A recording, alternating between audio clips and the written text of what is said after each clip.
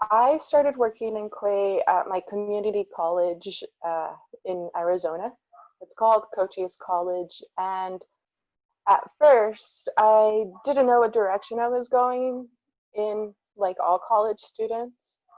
Um, One thing that helped me is I took a class, and that basically showed me what clay was all about.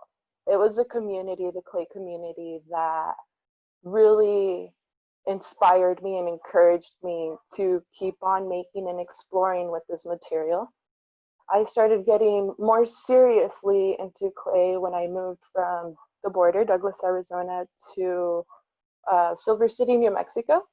And in New Mexico, I actually was going to go for social work, but instead of social work, I found that my true calling was in art. So I changed my major after the first semester and got myself ingrained with the clay community in New Mexico. So there I was able to really grow in a sense with my artistic style and understand where I'm going with this, because as an artist it's always scary, but yeah, that's where I found my passion of clay.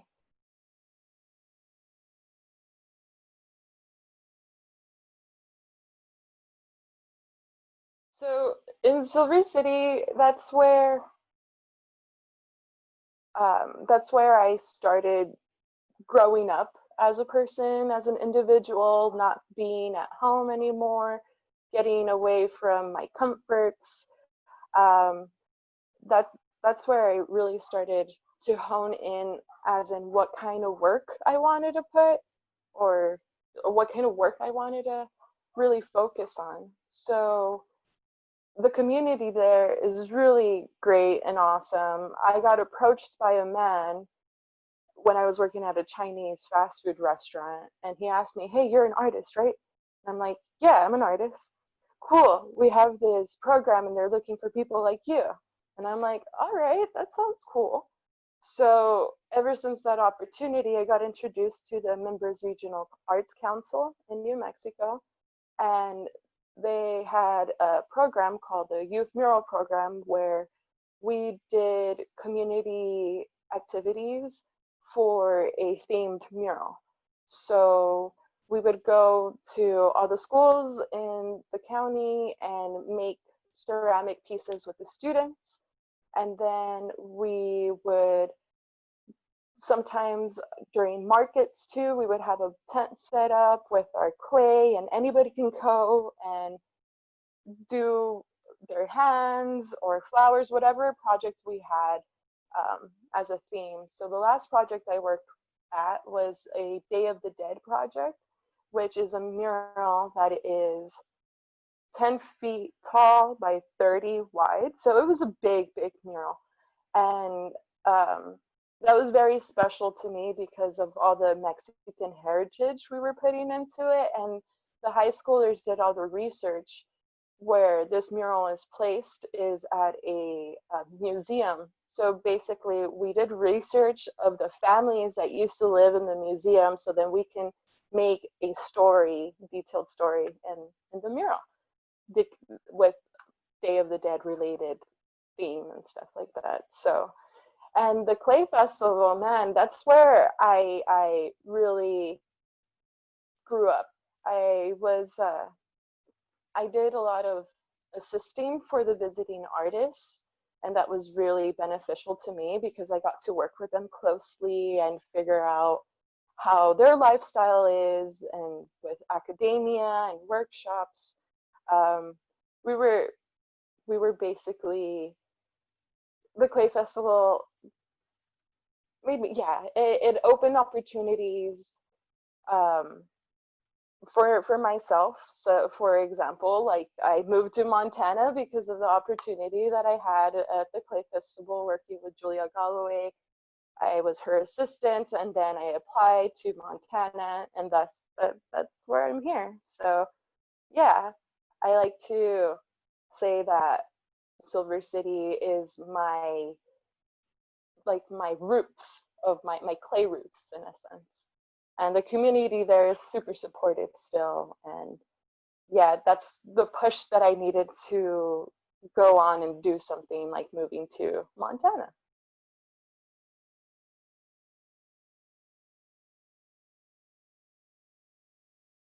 So my time here in Montana, it was it was a blind move in a sense. I've never been here. I've only heard, I've seen pictures on the internet, reviews.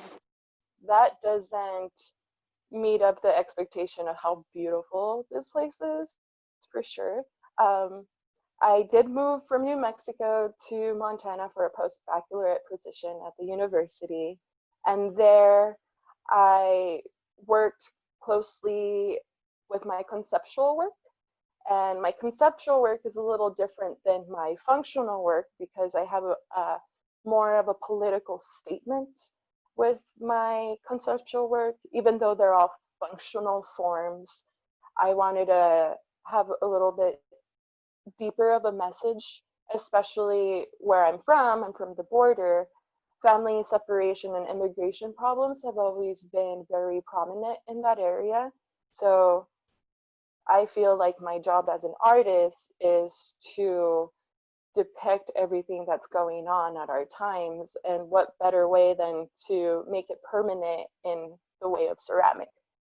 So, for example, working with Trey Hill, the professor at the university, has really helped me use different materials, mixed media materials. So I started using a lot of concrete and even made my own fake border wall with 2 spray cans. And one of the spray cans had images of mom and dad, and the other spray can had images of son and daughter. And then with this depiction in the middle with this metal border fence. So that's where I really learned how to let loose with the materials that I've been using and used more like concrete, barbed wire, metal to make the significance or the impact a little bit more deeper. So that is Marie Juarez. I did this project and did some research on children that died either in custody or after being released from custody. And this is the smallest child. Her name is Marie Juarez. And I feel that because she was exposed with a lot of sickness in detention centers after being reunited with her mom, she passed away in New York. So to me, this spray can symbolizes an urn in a sense. And the reason why it's all black instead of a white can, which it's because it's that like obituary. A lot of people think about black being, you know, mourning type of color. So I'm not sure if you can go over to the next image on that post. Oh, it just does that. Okay, that's fine. I think I had like how the podium stands and this and that, just so you can see it a little bit better, but that's okay. Oh, there's that other one with the border fence that I have too. That one. So you can see there is I feel like that's the mom and then the daughter on the other side. And then in between, I did my style of graffiti that kind of has facts of how many people and families have been separated and detained in that year. So it's kind of powerful in a sense. And with my functional work, it's really hard to have like a balance between both. So with everything going on, you know, the BLM movement and equality for BIPOC people, I started trying to figure out how I can put both concepts together without it being too overwhelming. So doing graffiti on my pots is a way that I've been kind of releasing my anger with what's going on. So, for example, on this cup, um, it says respect, reform, resist, riot, remake, revolt, relive. And my signature on the bottom is rebel or rebel. So I was thinking of a concept with words of RE, meaning to do again or to make again. And I feel like with what we're going on, what's going on right now, this is about, this is the change we need to respect one another, to reform our justice system, to resist. Of course, there was riots happening. So I want to have these words as a conversation starter when somebody picks up the cup and says like, oh, okay, what is this all about? Without being too straight, directly to the point.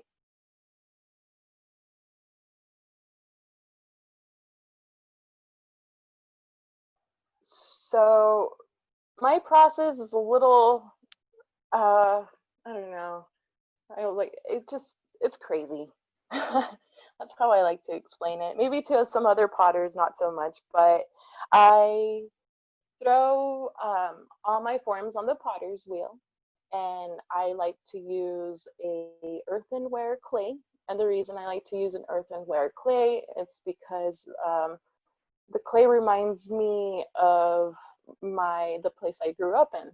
So Arizona Southwest dirt kind of looks like the clay that I work with.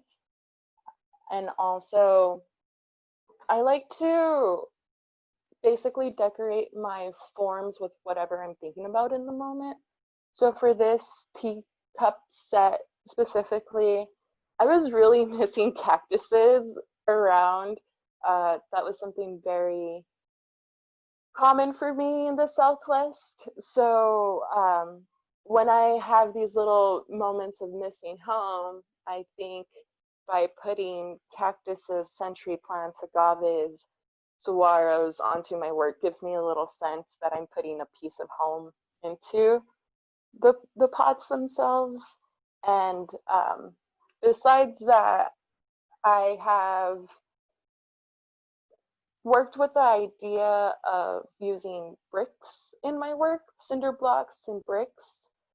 The reason being the connection for the border wall onto some functional work. So then I go ahead and carve in my forms. All the red that you see is basically me taking off a layer of clay and then carving in each individual brick.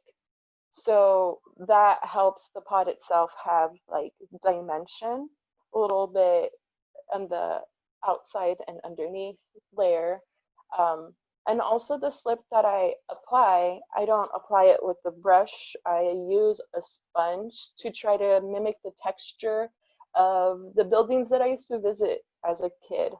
So one of the big things that I did in Mexico was go to the abarrote stores, and all these abarrotes, they're basically like little convenient corner stores.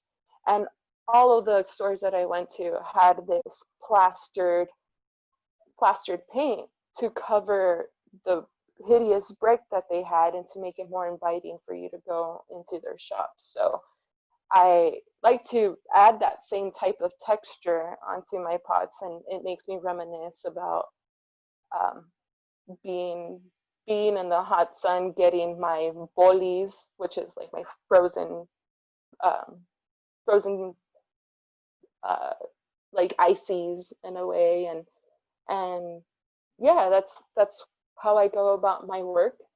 I feel like this one I was thinking about our political uh, scene that we have right now. So I didn't really want the users to know what exactly it said. So I wrote it on the plate itself. So I think I wrote things like um, respect your Mother Earth And I like to put these words either in English and in Spanish, and just depending on my mood too, I want them to be visible or not, to just add some curiosity to the viewer. So yeah, yeah, like that one right there. Yep. So basically, I'm just trying to add a little bit of home and a little personality into my pieces. As a little kid, as a little niña, I always had stomach issues. And I remember my grandma or my mom going out to the yard and just picking out some leaves of mint. We also had a little chamomile bush too, which was hard to keep alive, but we did it miraculously. And I've always used tea in a like how would you say it, as a remedy, like a home remedy, uh, for when we were feeling sick and stuff. So uh, the green tea and the chamomile for sure are one of my favorites. And I think the relationship with tea right now to me is that I use it for a lot of like to either energize me or to relieve me. Like there's a specific tea that you carry. It's called a few of my favorites. And I definitely like to brew that at night to make me distress and calm down after a long day. And the relationship between the teas and the cups right now, I kind of want to use my cups and my teaware as a conversation starter, like I said previously. Um, but more so just thinking about what's going on as you're sipping your cup or yeah, your mug, and I think that's where it all connects together.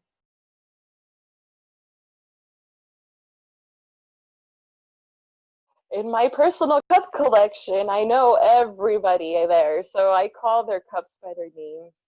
When I choose the cup for tea, I usually prefer a big cup so it can cool down faster and I can just sip that all day. Um, but yeah, it's such a funny thing because it's like I pick up a cup and I'm like, "Ooh, I don't want to drink out of you today." So I just put it back down and then I'm like, "Okay, I'm feeling you today." So definitely I think about the mugs that I use, the connection with your lips to the top of the mug, because I feel like that's the most intimate moment that you have with anything that you're drinking, right? So like it's like you're kissing your cup more than you kiss your partner. um, that's definitely a like I must have a good comfortable rim in order to drink a nice cup of tea type thing. So, and then also I love those mugs that you can just hold in your hand, especially like when it's a cold day outside, cold snowing day, you can just use your cup as a hand warmer. That's another little favorite thing I like to do. So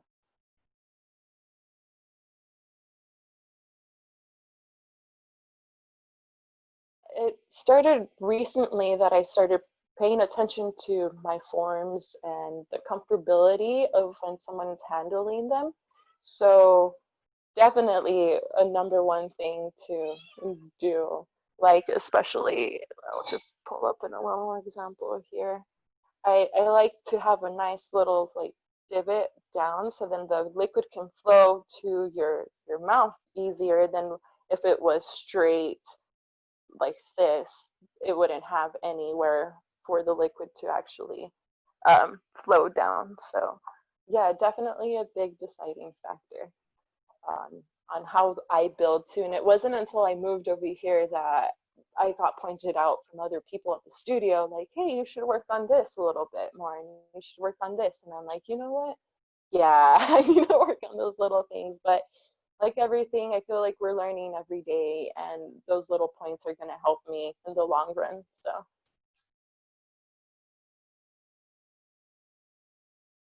a day in the studio to me looks like waking up really early in the morning because that's when I get all my best ideas done.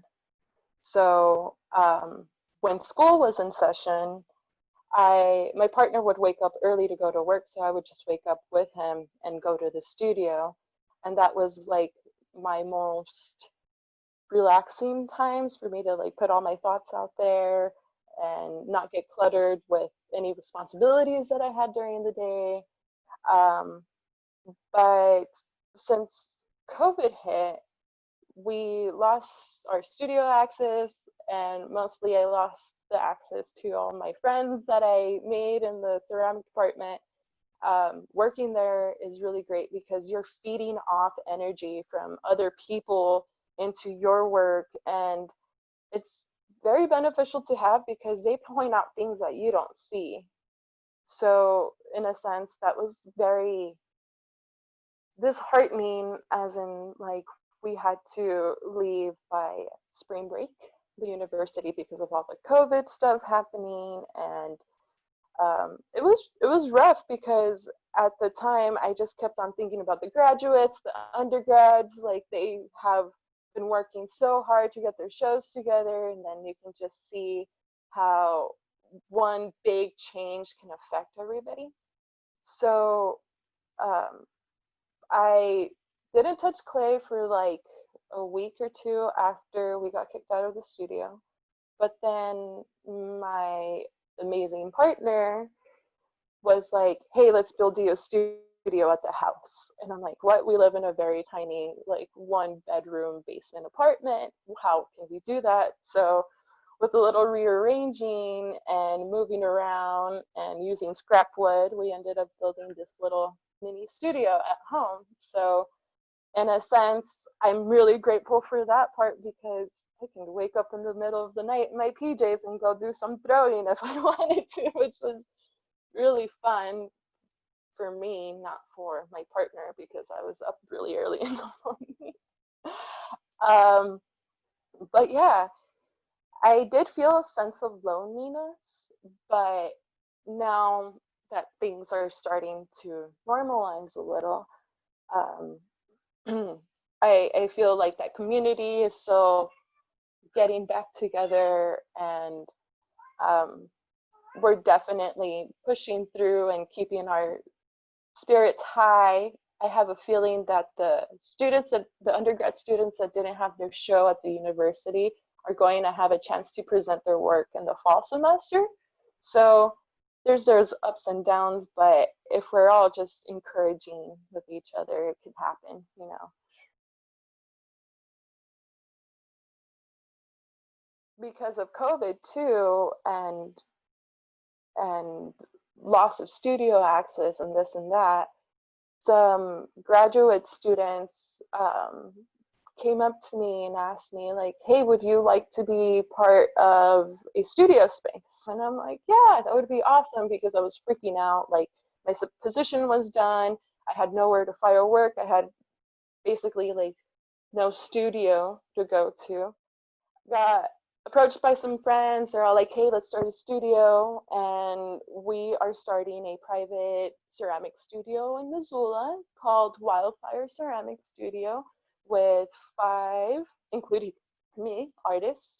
And 2 of the artists, Stephanie Dishno and Brian Cadwell, just graduated from the University of Montana.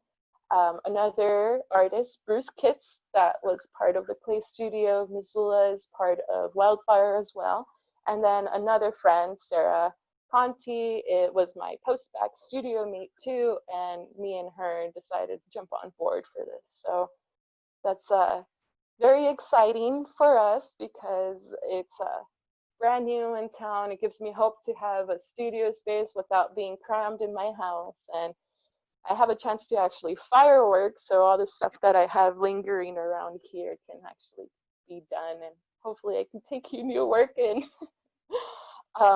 But yeah, that's the good news out of this whole COVID thing. Where there's a will, there's a way, and we found a way. New studio.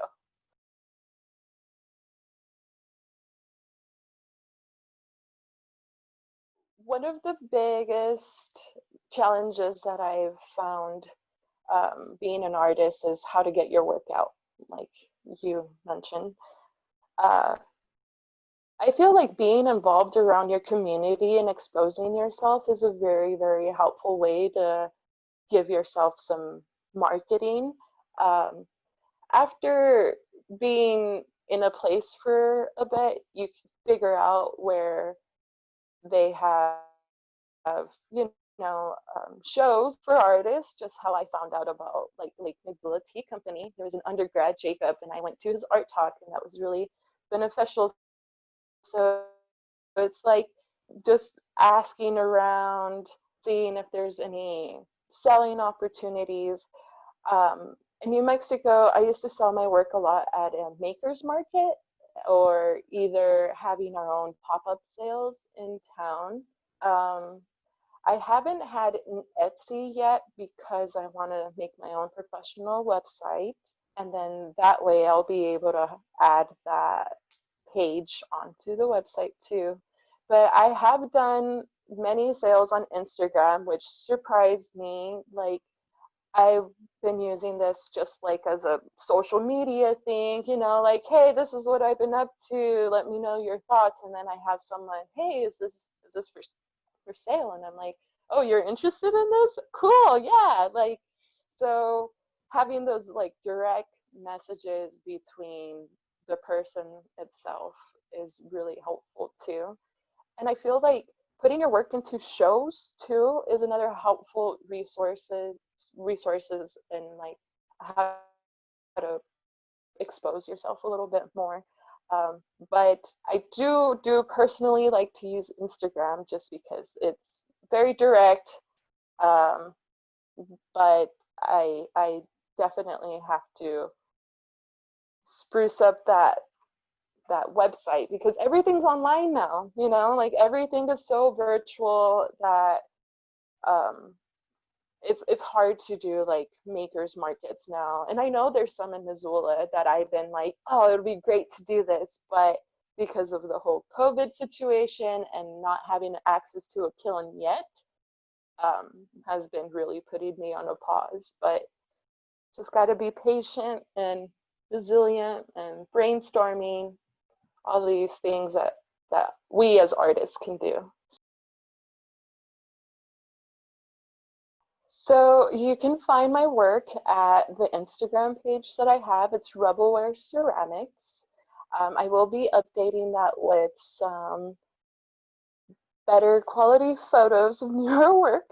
And then also, uh, just as a reminder, our Wildfire Ceramic Studio is doing a juried show. And the juried show is called Plasticity, juried by Molly Rivera. She is a graduate student from and applications are due this Friday. So if you can please support us and help us out, that would be really great. Also, you can find some more work over at the Lake T Missoula Company, and just be on the lookout for that website of mine that I need to publish soon. So yeah.